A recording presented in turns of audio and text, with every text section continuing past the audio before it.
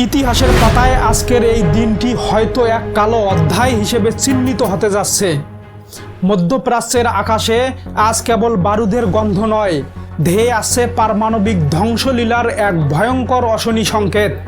Oman সাগরের নীল জলরাশি আজ মার্কিন তেলবাহী ট্যাঙ্কারের পোড়া গন্ধে ভারী হয়ে উঠছে। গত কয়েক ঘন্টার ব্যবধানে বিশ্ব রাজনীতির সমীকরণ যে হারে বদলেছে, তাতে খোদ পেন্টাগন এবং হোয়াইট হাউসের কর্মকর্তাদের কপালে দুশ্চিন্তার ভাঁজ পড়েছে।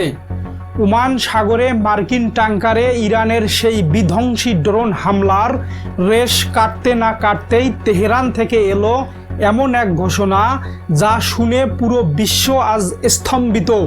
ইরান এবার আর লুকোচুরি নয়, বরং সরাসরি ইসরায়েলকে পৃথিবীর মানচিত্র থেকে মুছে ফেলার এক রক্ত জল করা নীল নকশা প্রকাশ করেছে।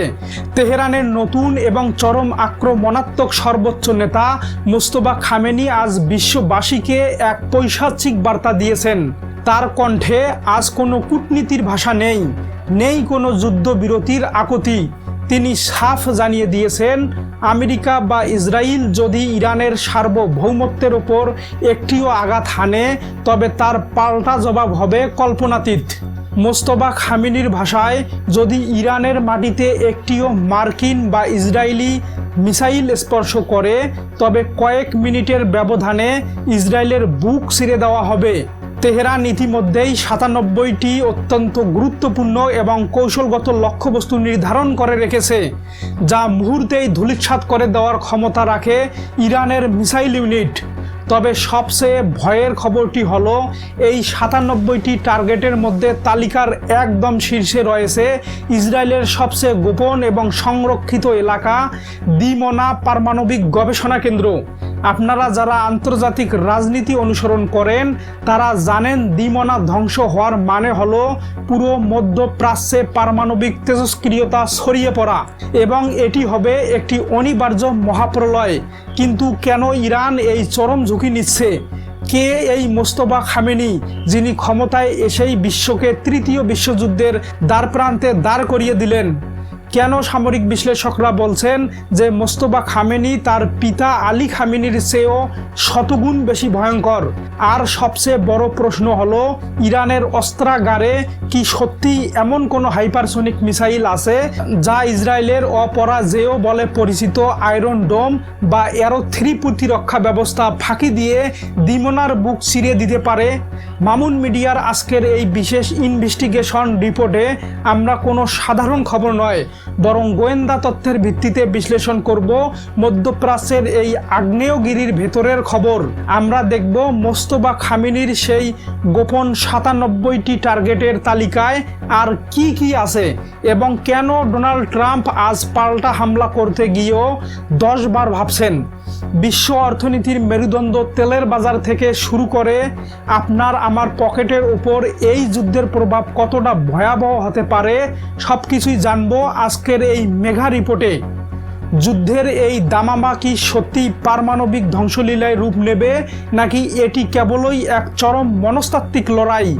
পুরো বিষয়টি পানির মতো পরিষ্কার বুঝতে আজকের ভিডিওটি 1 সেকেন্ডও না টেনে শেষ পর্যন্ত দেখুন, কারণ আজকের এই বিশ্লেষণ আপনার বিশ্বকে দেখার দৃষ্টিভঙ্গি বদলে দিতে পারে।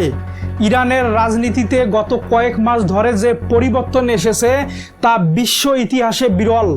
আলী খামেনির মৃত্যুর পর তার পুত্র মোস্তফা আলী খামেনি যখন ক্ষমতা নিলেন, অনেকে ভেবেছিলেন তিনি হয়তো নরম হবেন, কিন্তু আজ প্রমাণিত যে মোস্তফা খামেনি আসলে আগুনের চেয়ে উত্তপ্ত। তিনি সরাসরি IRGCর কট্টরপন্থী জেনারেলদের সাথে বৈঠক করে ঘোষণা করেছেন যে আলোচনার টেবিল নয়, যুদ্ধের ময়দানই হবে ফয়সালার জায়গা। মোস্তফা খামেনি মনে করেন, গত কয়েক বছর ধরে আমেরিকা এবং ইসরায়েল ইরানকে যে অপমান করেছে, তার দাঁতভাঙ্গার জবাব দেওয়ার সময় এখনই। তার এই নতুন মেজাজের কারণেই আজ ইরান সরাসরি ইসরায়েলের পারমাণবিক কেন্দ্রকে টার্গেট করার সাহস দেখাচ্ছে।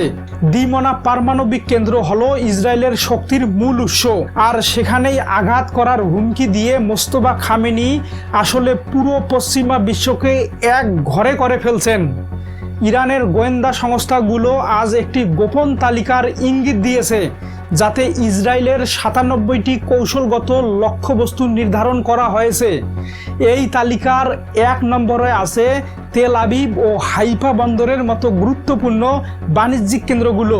দ্বিতীয়ত, ইসরায়েলের প্রতিটি বিমান ঘাঁটি এবং সাগরে থাকা তাদের অফশোর গ্যাস প্ল্যাটফর্ম। কিন্তু সবচেয়ে বড় ভয়ের কারণ হলো ইসরায়েলের নেগেভ মরুভূমিতে অবস্থিত দিমনা পারমাণবিক গবেষণা কেন্দ্র।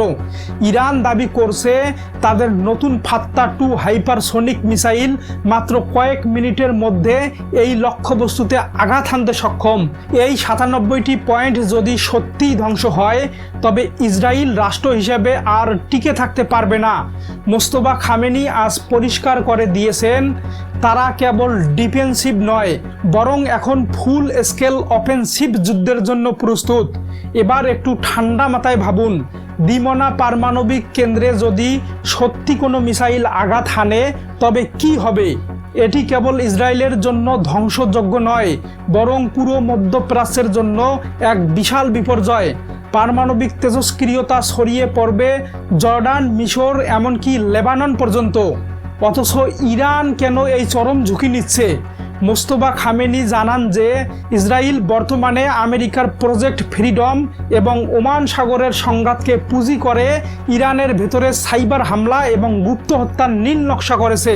ইরান এখন চোখের বদলে চোখ নীতিতে বিশ্বাসী। দিমনাকে টার্গেট করার মানে হলো ইসরায়েলকে এই বার্তা দেওয়া যে তোমরা যদি আমাদের তেল শোধনাগারে হাত দাও, তবে আমরা তোমাদের পুরো অস্তিত্ব বিপন্ন করে দেব। এটি একটি ম্যাড অর্থাৎ মিউচুয়ালি অ্যাসুরেড ডিস্ট্রাকশন পলিসি, যেখানে দুই পক্ষই জানে যে যুদ্ধ মানেই দুই দেশের চিরস্থায়ী ধ্বংস। দিমনা হামলার হুমকির পর হোয়াইট হাউসে এখন শোকের ছায়া। ডোনাল্ড ট্রাম্প, যিনি সবসময় যুদ্ধের ডাক দিয়ে থাকেন, তিনিও আজ কিছুটা দমে গেছেন, কারণ ট্রাম্পের গোয়েন্দা বিভাগ তাকে রিপোর্ট দিয়েছে যে ইরানের এই হুমকি কেবল মুখের কথা নয়। ইরান ইতিমধ্যে তাদের ভূগর্ভস্থ মিসাইল সিটিগুলোতে হাজার হাজার ব্যালিস্টিক মিসাইল লোড করে রেখেছে। আমেরিকা খুব ভালো করেই জানে, যদি তারা ইসরায়েলকে বাঁচাতে ইরানের ওপর সরাসরি আবারও হামলা করে, তবে মধ্যপ্রাচ্যের প্রতিটি মার্কিন ঘাঁটি আগুনের কুণ্ডলিতে পরিণত হবে। ডোনাল্ড ট্রাম্প এখন এমন এক সংকটে পড়েছেন যা আগে কখনো দেখেননি। তিনি কি ইসরায়েলের সুরক্ষা দেবেন, নাকি তেলের বাজার বাঁচাতে ইরানের সাথে একটি অসম চুক্তিতে যাবেন? পেন্টাগনের জেনারেলরা এখন মানচিত্র নিয়ে চুলচেরা বিশ্লেষণ করছেন যে কিভাবে ইরানের এই 97টি টার্গেট থেকে ইসরায়েলকে রক্ষা করা যায়। এই পরিস্থিতিতে ভারতের প্রধানমন্ত্রী নরেন্দ্র মোদী আজ বিশ্ব নেতাদের সাথে জরুরি ভিডিও কনফারেন্স করেছেন। ভারতের জন্য এটি এক বিশাল দুঃস্বপ্ন। মধ্যপ্রাচ্যে যদি পারমাণবিক উত্তেজনা ছড়িয়ে যায়, তবে ভারতের 3 কোটি প্রবাসীর জীবন সরাসরি বিপন্ন হবে। ভারত সরকার ইতিমধ্যে ওমান সাগর এবং সংলগ্ন দেশগুলোতে থাকা ভারতীয়দের সতর্ক থাকার নির্দেশ দিয়েছে। অন্যদিকে চীন ও রাশিয়া এই উত্তেজনার জন্য সরাসরি আমেরিকাকে দায়ী করেছে। তারা বলছে ট্রাম্পের উস্কানিমূলক প্রজেক্ট ফ্রিডমই ইরানকে এই চরম পদক্ষেপ নিতে বাধ্য করছে। বিশ্বের প্রতিটি স্টক মার্কেট আজ ধসে পড়েছে। মানুষ এখন সোনার বদলে চাল আর ডাল মজুত করছে, কারণ সবাই বুঝতে পারছে মোস্তফা খামেনির এই হুমকি যদি বাস্তবে রূপ নেয়, তবে পৃথিবীর ইতিহাস আজ থেকে বদলে যাবে।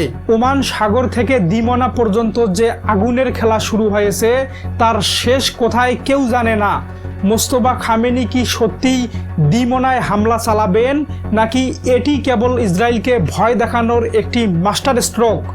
পরিস্থিতির মোড় যেদিকেই ঘুরুক না কেন, একটি বিষয় পরিষ্কার, ইরান এখন আর আগের সেই দুর্বল রাষ্ট্র নয়। তাদের মিসাইল আর ড্রোন প্রযুক্তি আজ সুপার পাওয়ারকে থামিয়ে দিয়েছে।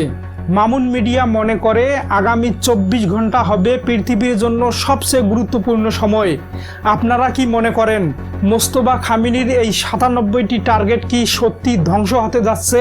আমেরিকার কি উচিত এখনই ইরানকে থামানো? কমেন্টে আপনার মূল্যবান মতামত দিন। প্রতিটি ব্রেকিং খবরের নিখুঁত আপডেট পেতে মামুন মিডিয়া সাবস্ক্রাইব করে রাখুন। দেখা হবে পরবর্তীতে আরও নতুন কোনো ভিডিওতে। ভালো থাকবেন, সুস্থ থাকবেন। আল্লাহ হাফেজ।